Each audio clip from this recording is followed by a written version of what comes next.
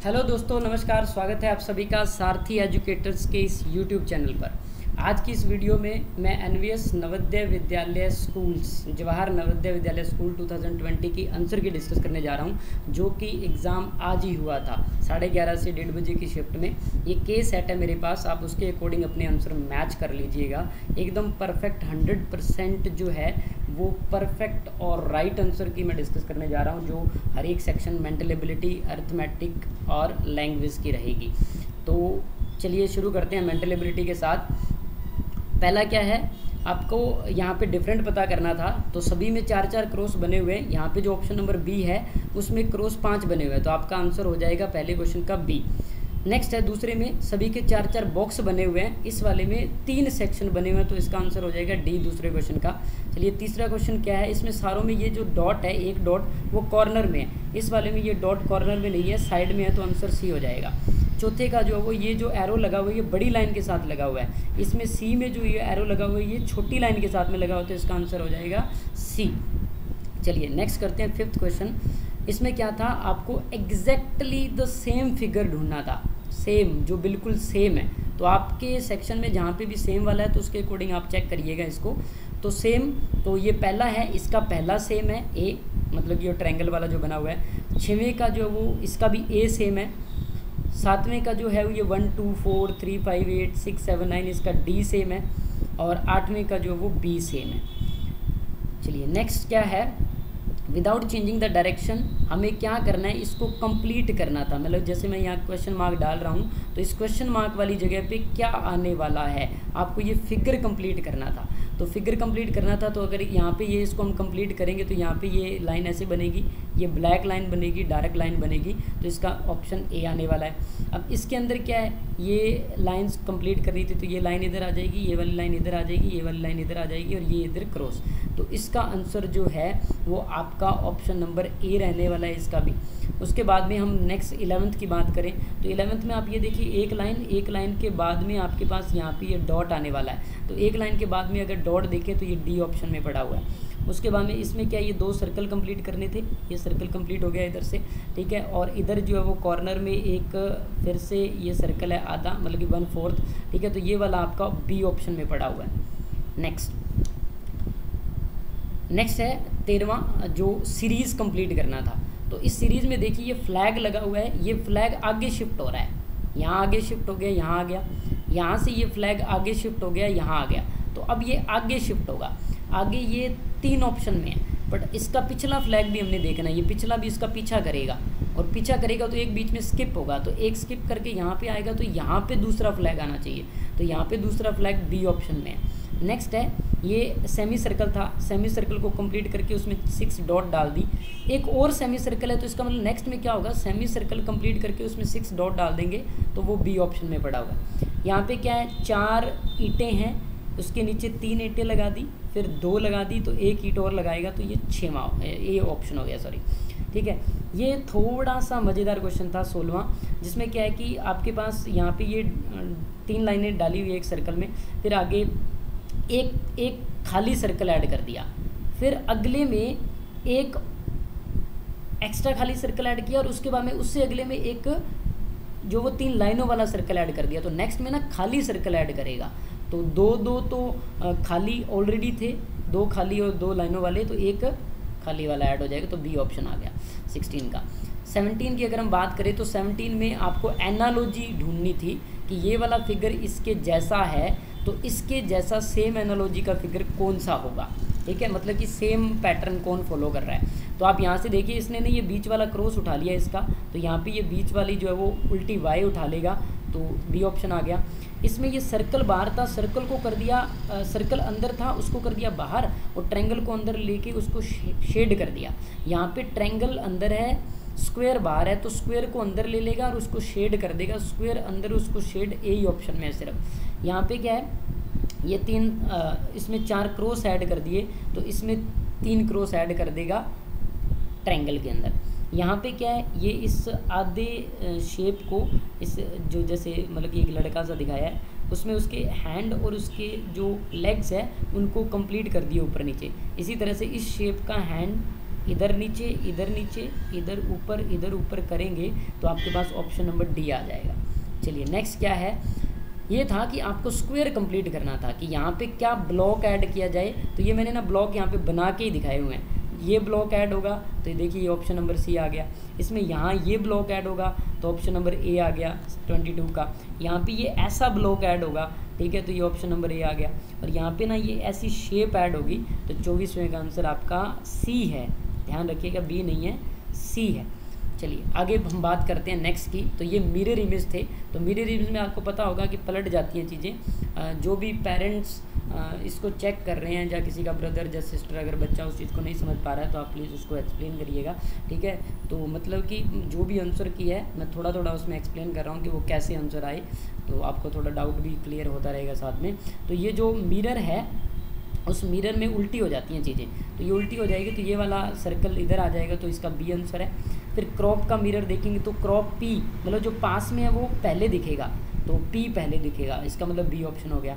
अब इसका mirror image बनेगा तो आपका उल्टा हो जाएगा। ये वाला जो काले वाला है ये दूर दिखना चाहिए, तो काले वाला दूर सिर्फ इसी एक में, ए में दिख रहा है। और ये जो शेप कुल्फ़ी जैसी जब बैट जैसी शेप बनाई है तो इसको टेढ़ा करेंगे तो इस तरह से हो जाएगी, मतलब ये, तो सी ऑप्शन आ जाएगा।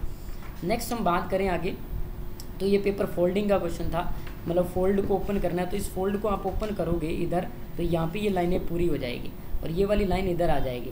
जस्ट इस फोल्ड को नीचे करोगे तो ये लाइन इधर आ जाएगी नीचे, ठीक है। और ये वाली दो लाइनें यहाँ शो करेगा, ये लाइन नीचे कंप्लीट शो करेगा, ये लाइन नीचे कंप्लीट शो करेगा, ऐसा ऑप्शन ए में शो कर रहा है। उसके बाद में ये डॉट और बीच में डंडी है, तो अगर ऐसे पहले फोल्ड करो ओपन करोगे तो ये फोल्ड ओपन होने पे ये चीज़ आ जाएगी यहाँ पे, ये चीज़ यहाँ पे आ जाएगी।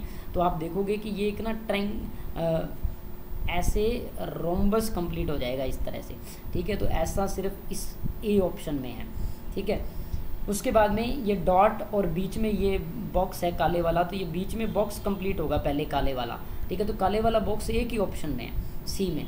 अब इसी तरह से आगे ये वाली शेप है, तो ये वाली शेप को जब ऐसे ट्रायंगुलरली फोल्ड को ओपन करेंगे तो ट्रायंगुलरली फोल्ड जब ओपन होगा तो ये ऐसे बनेगा यहाँ पे, और ये सिर्फ और सिर्फ सी ऑप्शन के अंदर है, 32 का सी आएगा।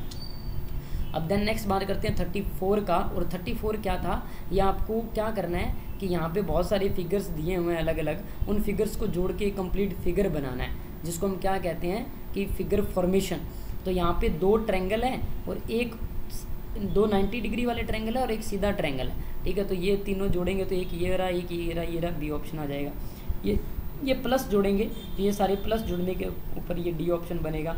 ये सारी ईंटें मतलब डायमंड शेप जुड़ेगी, तो ये डायमंड शेप जुड़ने से आपके पास जो है वो यहाँ पे क्या बनने वाला है, ये ब्लॉक्स जब जुड़ेंगे तो आप देखोगे कि कोई परफेक्ट नहीं बन रहा। ये थोड़े थोड़े डायमंड शेप दिख रहे हैं, बट इसमें अगर हम देखें तो ये शेप नहीं बन सकता ना, और ये भी नहीं बन सकता, ये भी नहीं बन सकता। तो अल्टीमेटली ये बनता है, थोड़ी सी ये लगती है हमें ऐसे डायमंड जैसी है, पर वो उधर स्क्वायर जैसी आपकी ऐड होके बन जाएगी।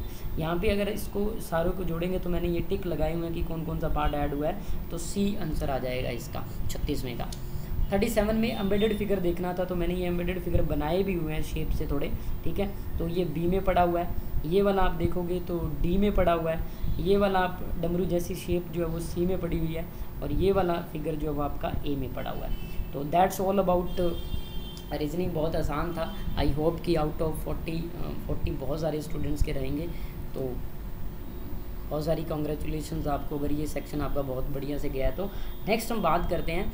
तो आप देख पा रहे हैं कि we are the Sarathi educators Fazilka ज़िले का एक ऐसा मात्र संस्थान है अभोर के अंदर जो कि नवोदय विद्यालय, सैनिक स्कूल और मिलिट्री स्कूल की कोचिंग जो है वो दे रहा है, ठीक है। यहाँ पे ये एंट्रेंस एग्ज़ाम है तीनों एक तरह के, और बहुत ज़्यादा डिटेल आपको अगर जानकारी चाहिए तो उसके लिए ये कॉन्टैक्ट नंबर दे रखे हैं, आप इन पे कॉन्टैक्ट कर सकते हैं। अदरवाइज़ हमारी सारथी एजुकेटर की यूट्यूब चैनल पे भी आप विज़िट कर सकते हैं। तो हम नवोदय विद्यालय जैसे हमारा बैच चला जो कि फ्री ऑफ कॉस्ट था बिल्कुल, और उसके अलावा सैनिक स्कूल और मिलिट्री स्कूल के एंट्रेंस एग्ज़ाम की तैयारी भी हम करवाते हैं। 2022 सेशन के लिए तो ये निकल चुके हैं। तो 2023 सेशन की अगर मैं बात करूं तो हमारा नेक्स्ट मंथ से, मतलब कि मई मंथ से हम शुरू करने वाले हैं सैनिक स्कूल और मिलिट्री स्कूल के लिए। ये हमारा जो अब एक तरह से इंटीग्रेटेड कोर्स रहेगा। कहने का मतलब उसमें आपका बच्चा अगर पढ़ने आता है तो उसकी मिलिट्री और सैनिक स्कूल के साथ साथ नवोदय स्कूल की तैयारी भी हो जाएगी नेक्स्ट सेक्शन के लिए। अगर वो पढ़ता है तो आपका कोई भी बच्चा, भाई बहन, जो भी नॉन में फ्रेंड जो जिसको चाहिए कि वो आगे नेक्स्ट सेशन के लिए 2023 के लिए नवोदय विद्यालय, सैनिक स्कूल, मिलिट्री स्कूल। अब आपकी जिज्ञासा रही होगी, बहुत सारों को नहीं पता होता कि सैनिक स्कूल क्या है, मिलिट्री स्कूल्स क्या है, तो उसके लिए और जानकारी आपको यूट्यूब चैनल के माध्यम से हमारे मिलती रहेगी। और अदरवाइज़ आप हमसे कांटेक्ट करके इन नंबर्स पे हमारी जो वो ब्रांच पे, अगर आप लोकल हैं अबोहर से, जब किसी भी एरिया में लोकल हैं हमारे नज़दीक अबोहर के, तो आप टॉप फ्लोर IDBI बैंक गौशाला रोड अबोहर पहुँच के भी और जानकारी प्राप्त कर सकते हैं। चलिए अब नेक्स्ट सेक्शन की बात करते हैं। नेक्स्ट सेक्शन था अर्थमेटिक्स का। तो अभी मैं इसको बहुत ज़्यादा डिटेल में सॉल्व नहीं करने वाला, ठीक है, तो जस्ट आंसर डिस्कस करूँगा। तो 41 जो क्वेश्चन था उसका आपका A आंसर रहेगा, आप इसको सिंप्लीफाई करेंगे तो, ठीक है। और आगे था सिंपलेस्ट फ्रैक्शन बताना था 0.0725 का, तो उसका आंसर आपका B रहेगा। HCF बताना था 180 और 36 का, और दिया हुआ था, सॉरी HCF, ठीक है। और देन देयर LCM बताना था आपको, ठीक है, तो वो आपका 360 रहने वाला है। और उसके बाद में 44 का जो आंसर है वो sum of the digit of number subtracted from the number then resulting number is always divisible by, तो वो आपका आंसर 8 हो जाएगा इसका, मतलब C ऑप्शन।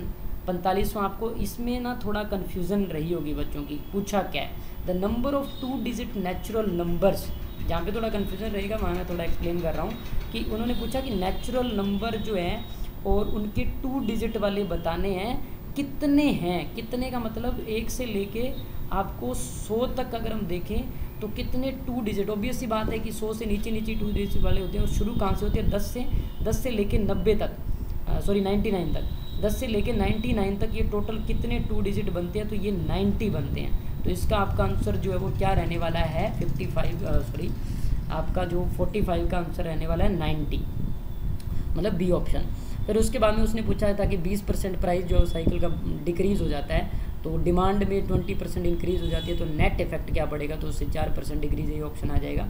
47वें का आंसर आपका B रहने वाला है 2.0 सेंटीमीटर। 48 का जो वो 2.5 ईयर रहने वाला है, ये SI का जो क्वेश्चन था। उसके बाद में प्राइम फैक्टर्स पूछे थे 21 हो गए, तो उसको तोड़ना ही था जस्ट, तो उसका C आंसर रह जाएगा, ठीक है। 50वें का जो है, अगर आप इसके रिलेटेड कोई डिटेल जो है वो चाहते हैं कि इसका सॉल्यूशन मिले तो आप कमेंट बॉक्स में हमें कमेंट कर सकते हैं। जैसे ही हम उस कमेंट को पढ़ेंगे हम कोशिश करेंगे कि आपको हम उसका सॉल्यूशन दें। अदरवाइज़ आपको जो पीछे नंबर दिए थे उन नंबर्स पे आप हमें व्हाट्सअप कर सकते हैं ताकि आपको व्हाट्सअप सॉल्यूशन मिल जाए, ठीक है। तो 50th का जो आपका B आंसर रहने वाला है, ठीक है। नेक्स्ट हम बात करते हैं 51 की। 4 डिजिट नंबर बताना था जिसको एक्सप्रेस करे तो उसके प्रोडक्ट जो है वो प्राइम हो। प्राइम क्या बनते हैं, तो वो 5, इसका C आंसर आ जाएगा। 52 का LCM बताना है 25, 45, 75 का, जो कि 225 रहेगा, D ऑप्शन रहेगा आपका। 53rd था सम बताना है, जो नंबर्स दिए हैं आपके तो डेसिमल्स थे सारे, उनका सम बताना, तो वो 85 आ जाएगा, B ऑप्शन। ट्रेन स्पीड वाला क्वेश्चन है, ठीक है, तो 54th का आपका आंसर रहेगा 3 बजे, B ऑप्शन। डिफरेंस है लेंथ ब्रेड्थ, मतलब कि आपका मेंसुरेशन का क्वेश्चन आया, तो 55 का आंसर आपका रहेगा 2520। देन अगेन सिंप्लीफिकेशन था 56वां क्वेश्चन, बोर्ड मास लगा के करना था, 16वां आंसर है। डेसिमल इक्विवेलेंट बताना था 12 से 1/16 का, तो ये आपका रहने वाला है 12.0625। ऑप्शंस बहुत अच्छे दिए हुए थे तो बच्चा कंफ्यूज हो जाता है, तो उसका आंसर C है।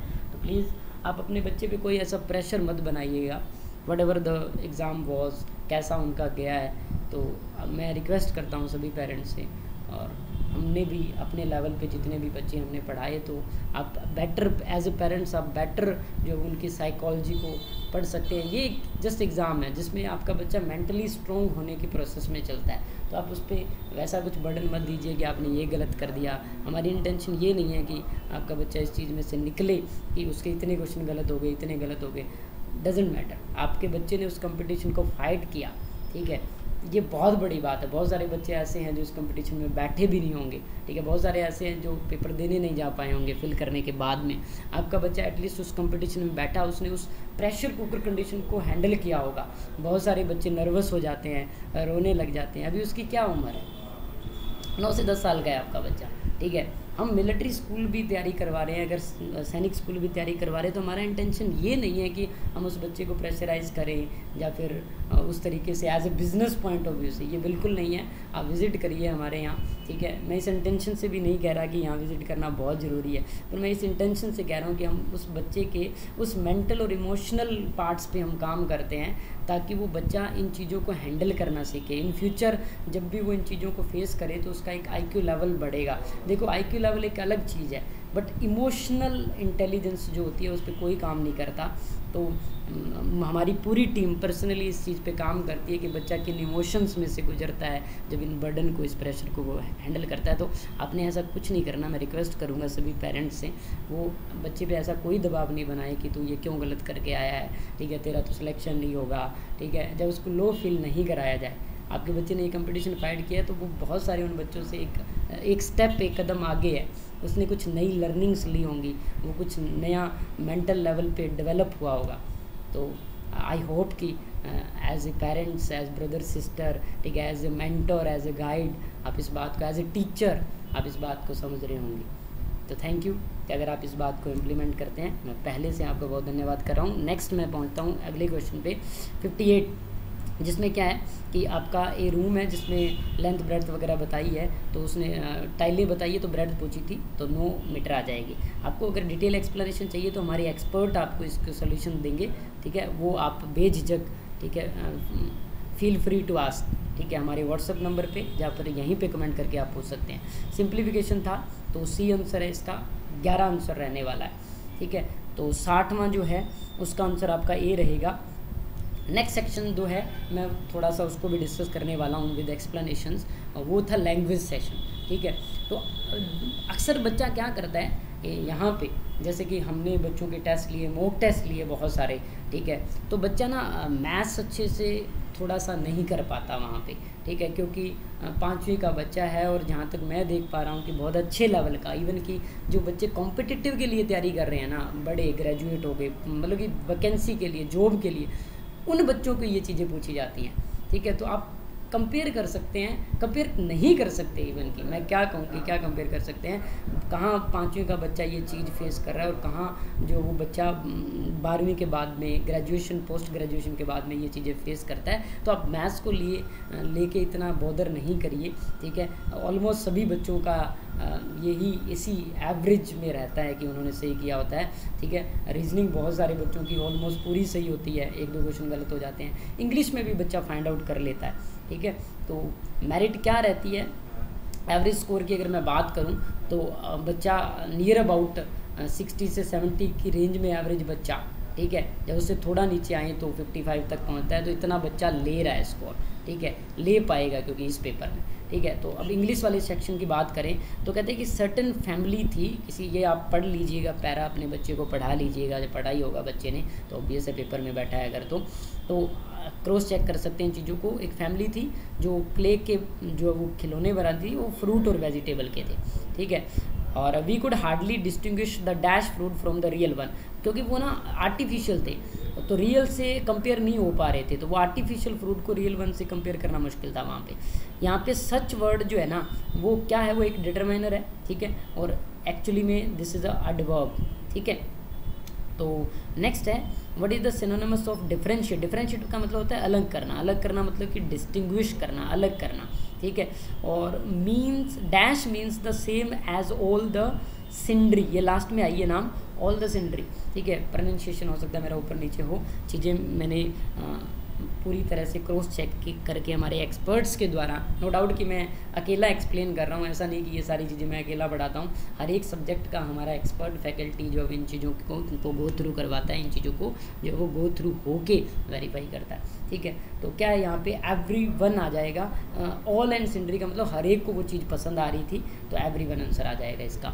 Milk is the best food, तो आप पढ़ेंगे इस सारी चीज़ को जब इस पैराग्राफ को। People drink milk from different animal, मतलब कि उसने एनिमल्स के नाम भी लिखे थे कि अलग अलग पशुओं से जो वो पीने के लिए दूध मिलता है। जो ऊंट है वो कहाँ पे होता है, हॉट प्लेसेस में, रेगिस्तान में होता है, आपको सभी को पता होगा, ठीक है। तो यहाँ से ना ये छोटी छोटी चीज़ें जो आपके बच्चे के IQ लेवल को अपग्रेड करती है, बस यही मोटिव है इस एग्ज़ाम का। ऐसा नहीं कि आपका बच्चा नवोदय विद्यालय में नहीं जाएगा तो पता नहीं क्या पहाड़ टूट जाएगा। प्लीज़ पेरेंट्स, मैंने देखे हैं। यहाँ मैं मतलब कि हम करीब अक्टूबर नवंबर से क्लासेस हमने शुरू करी थी नवोदय विद्यालय की, सैनिक स्कूल की, मिलिट्री स्कूल की। तो मैंने कुछ पेरेंट्स को देखा है और लिटरली ना मैं कई बार मतलब कि मुझे ऐसे ना डर फील हुआ, मैंने फील किया ये चीज़ को कि पेरेंट्स पता नहीं बच्चों को कितना प्रेशराइज़ करते हैं कि अगर नवोदय विद्यालय में या मिलिट्री और सैनिक स्कूल में एडमिशन नहीं होगा तो क्या हो जाएगा। अरे कुछ नहीं होता, ठीक है, कुछ नहीं होगा। Schooling just part of life, उसमें बच्चा अपने आप को स्टेप बाय स्टेप ग्रो करता है, चीज़ें सीखता है। सैनिक स्कूल में एडमिशन ना होने से क्या बच्चे की एजुकेशन कंप्लीट नहीं होगी, क्या उसका फ्यूचर ब्राइट नहीं होगा, ऐसा आप चीज़ें मत डालिए बच्चे के दिमाग में, ठीक है। तो मैं ये कोई ज्ञान नहीं दे रहा हूँ, ये चीज़ें ना मैंने इन 4 से 5 महीनों में फ़ील करी है, लिटरली ये चीज़ें मैंने 4 से 5 महीनों में फ़ील करी है। तो आप प्लीज़ बच्चे पे ऐसा कोई प्रेशर मत बनाइएगा, चिल, उसको बोलो कि बस जो हुआ ठीक है। तो उस जगह बैठा जहाँ बहुत सारे बच्चे नहीं बैठते, ठीक है। तूने वो चैलेंज फेस किया जो बहुत सारे बच्चे के पेरेंट्स जो शायद किन्हीं कारण बस उस बच्चे को फॉर्म नहीं फिल करवा पाते, उनको पता नहीं चला, या भेजना नहीं चाहते, या फिर उनको लगता है कि मिलिट्री और सैनिक स्कूल बहुत हायर लेवल के, या फिर हायर कॉम्पिटिटिव एग्ज़ाम, या फिर और बहुत सारे फाइनेंशियल रीजंस हो सकते हैं। तो उस वजह से बच्चे को भेज नहीं पाते, ये एग्ज़ाम नहीं दिलवा पाते। तो आपका बच्चा स्टेप अहेड है, ठीक है, बहुत सारे बच्चों से। तो इस चीज़ को उसके दिमाग में फिट करिए, ना कि ऐसी चीज़ें जिससे वो लो फील करने लग जाए। देन 68 क्या है, if people keep animal like cows they get dash of milk, ठीक है। तो प्लेंटी ऑफ मिल्क मिलता है बहुत मात्रा में, ठीक है ना। It is dash that milk we use, जो हम यूज़ करते हैं शुड बी प्योर, ठीक है। तो ये नेसेसरी है। अब इन एसेंशियल लिखा हुआ ऊपर, ठीक है, नेसेसरी वर्ड नहीं आया। तो ऐसे वर्ड्स पे बच्चा बड़ा बच्चा भी कंफ्यूज हो जाता है जिसकी वोकैबुलरी अच्छी नहीं होती। अब बच्चे को लगा कि एसेंशियल, तो उसने इन एसेंशियल, ठीक है, आंसर लगा दिया, पर एसेंशियल का मतलब ज़रूरी होता है। तो ये वर्ड्स की वोकैबुलरी डेवलप करते करते टाइम लग जाता है, बहुत सारे बड़े बच्चों को टाइम लग जाता है इस चीज़ में। तो नथिंग टू बॉदर अबाउट, ठीक है। तो हार्म का जो है वो डैमेज रहने वाला है, ठीक है।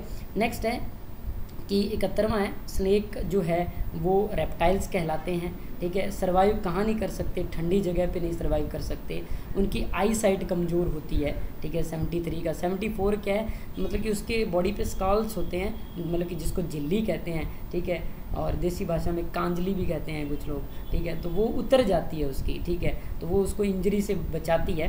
तो वो स्कॉल्स इसका आंसर आ जाएगा, आप पढ़ेंगे तो मिल जाएगा इसके अंदर इसका आंसर, ठीक है। तो आप देख सकते हैं, ठीक है। तो वर्ड सर्वाइव का मतलब होता है जीना, लिव करना, ठीक है। तो जो जीते हैं, ठीक है, सर्वाइव करते हैं। और देन आगे सॉरी आई थिंक मैंने इसका गलत बता दिया, सर्वाइव कर जाना कि उस कंडीशन को इस्केप कर जाना। सर्वाइव का बेटर जो लिव करने के बजाय इस्केप कर जाना, ठीक है, ये होएगा। तो उसके बाद में नेक्स्ट क्या है, किसी कंडीशन से सर्वाइव कर जाता है, द वर्ड सर्वाइव मीन्स, ठीक है, उससे बच जाता है वो। देन क्या है, संडे, ये पैराग्राफ लिखा हुआ है, हरीश जो है वो प्ले कर रहा था पार्क में विद फ्रेंड्स, ऊपर लिखा हुआ है ये बात, ठीक है। पॉन्ड में वो स्विम कर रहा था, किस लिए जंप किया था उसने, तो नहाने के लिए, ठीक है। द वेदर, ऑब्वियस सी बात है कि वेदर बहुत जो गर्म था, गर्म होने की वजह से वो नहाने के लिए उसके अंदर गया था, सॉरी। तो देन कहते हैं कि इसका आंसर ए हो जाएगा 78 का। तो who else was there in the pond, कौन था, बतखें थी उसने, बहुत सारी बतखें थी उसमें दूसरी साइड पे। डिवाइड का मतलब होता है, सॉरी डाइव्ड का मतलब जंप लगाया था उसने, डाइव करा मतलब कि उसने जंप लगाया पॉन्ड के अंदर। तो this is all about NVS, ये हमारी तरफ से जो परफेक्ट आंसर की है। हो सकता है इसमें कुछ एक्चुअल आंसर की में चेंजेस आए, हो सकता है कुछ मिस्टेक्स, एरर एंड ओमिशंस जो मेरी तरफ से हो गई हों, तो वो आप हमें कमेंट बॉक्स में बता सकते हैं, आपका बहुत ज़्यादा शुक्रिया अदा होगा। तो प्लीज़ आप चेक करिए, ऑल दी बेस्ट, आपके बच्चे का जो है वो एनवीएस में सिलेक्शन हो जाए, ये हमारी दुआएं हैं, ठीक है। अगर आप उसके लिए बहुत ज़्यादा डेस्परेटली दुआएं कर रहे थे, ठीक है, उस बच्चे ने तैयारी भी करी है, अगर हो जाए तो बहुत बढ़िया बात है, आपको कॉन्ग्रेचुलेशन पहले से, नहीं होता तो ये कोई बहुत बड़ी बात नहीं है, ठीक है। उसका फ्यूचर, उसका जो भविष्य और उसकी जो भी ड्रीम्स, आशाएं, उम्मीदें कोई ध्वस्त नहीं होती हैं सिर्फ एनवीएस ना होने से। तो थैंक यू, इस वीडियो को देखने के लिए और सारथी एजुकेटर पे विज़िट करने के लिए। और एट दी एंड अगर आपको ये वीडियो अच्छा लगे तो लाइक करिए, शेयर करिए बाकियों के साथ, ताकि वो आंसर की चेक कर सकें, मैच कर सकें, ठीक है, और अपना एस्टिमेटेड स्कोर जो वो पता कर सकें। और अगर आप हमारे चैनल पे नए हैं तो आप इस चैनल को सब्सक्राइब करिए, ताकि हम आगे भी आने वाले अपडेट्स आपको मिलते रहें और हम हमारी सेवाएं वेदर इट इज़ फ्री और पेड कोर्सेज़ के थ्रू आपको दे पाएँ। नमस्कार।